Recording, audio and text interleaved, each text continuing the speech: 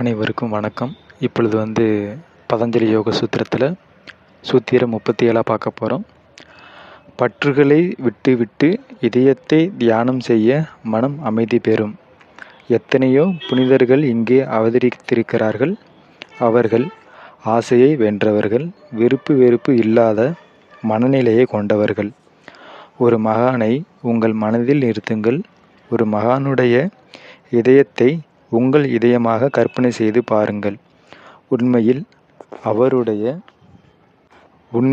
அவருடையது போலவே உங்களுக்குள் ஓர் ஒளி இருக்கிறது.